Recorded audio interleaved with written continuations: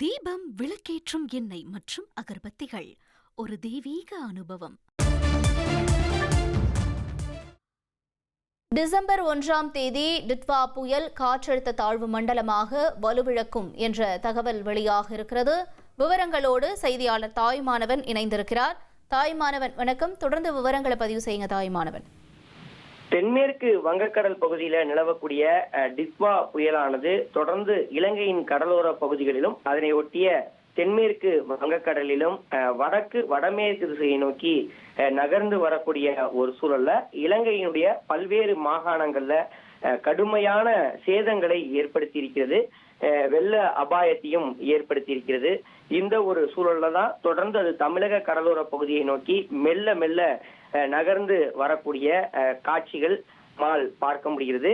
இந்த நிலையில தான் தற்போது வடமேற்கு திசையை நோக்கி நகர்ந்து நவம்பர் 30ஆம் தேதி அதிகாலையில வட தமிழ்நாடு, புதுச்சேரி மற்றும் அதனை ஒட்டிய தெற்கு ஆந்திர கடற்கரை பகுதிக்கு அப்பால் இருக்கக்கூடிய தென்மேற்கு வங்கக்கடல் பகுதியை இந்த புயல் அடையக்கூடும் என கணிக்கப்பட்டிருந்தது.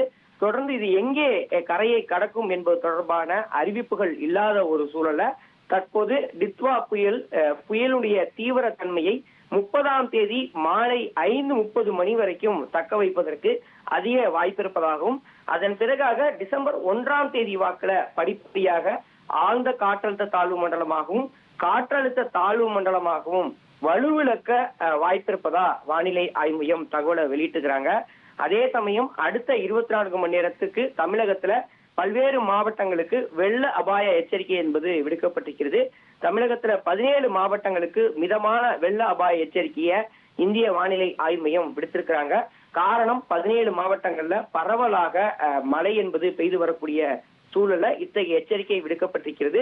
அந்த வகையில கன்னியாகுமரி, ராமநாதபுரம், திருநெல்வேலி, விருதுநகர், மதுரை, சிவகங்கை, தேனி, திண்டுக்கல், புதுக்கோட்டை, கரூர், திருச்சி, தஞ்சாவூர், திருவாரூர், நாகை, பெரம்பலூர், அரியலூர், தூத்துக்குடி மற்றும் புதுவை, காரைக்கால் பகுதிகளில் தாழ்வான இடங்களுக்கு இந்த வெள்ள அபாய எச்சரிக்கை என்பது விடுக்கப்பட்டிருப்பதாக நம்மால் உணர முடிகிறது.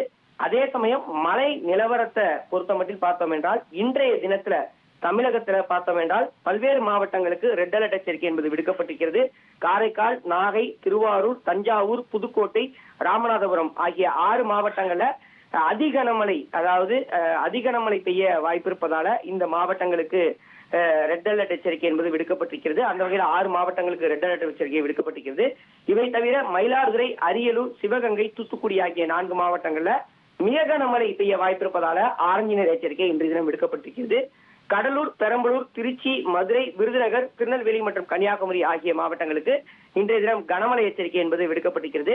இதேபோல் நாளைய தினத்தை பொறுத்த மட்டில் பல்வேறு மாவட்டங்களுக்கு எச்சரிக்கை விடுக்கப்பட்டிருக்கிறது. அந்த வகையில செங்கல்பட்டு, விழுப்புரம், புதுச்சேரி, கடலூர், மயிலாடுதுறை ஆகிய மாவட்டங்களுக்கு அதிக கனமழை பெய்ய வாய்ப்பு இருப்பதால இந்த 4 மாவட்டங்களுக்கு ரெட் அலர்ட் எச்சரிக்கை என்பது விடுக்கப்பட்டிருக்கிறது. இவை தவிர்த்து சென்னை, திருவள்ளூர், ராணிப்பேட்டை, காஞ்சிபுரம், திருவண்ணாமலை, கள்ளக்குறிச்சி, பெரம்பலூர், திருச்சி, அரியலூர், திருவாரூர், தஞ்சாவூர், புதுக்கோட்டை, நாகை ஆகிய மாவட்டங்களுக்கு மிக கனமழை பெய்ய வாய்ப்பு இருப்பதால இந்த மாவட்டங்களுக்கு ஆரஞ்சு நிற எச்சரிக்கை என்பது விடுக்கப்பட்டிருக்கிறது.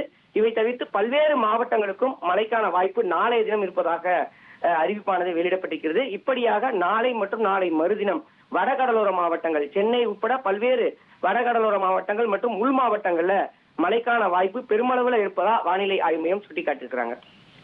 உங்களுடைய விரிவான தகவல்களுக்கு நன்றி தாயுமானவன். தீபம் விளக்கேற்றும் எண்ணெய் மற்றும் அகர்பத்திகள் ஒரு தெய்வீக அனுபவம்.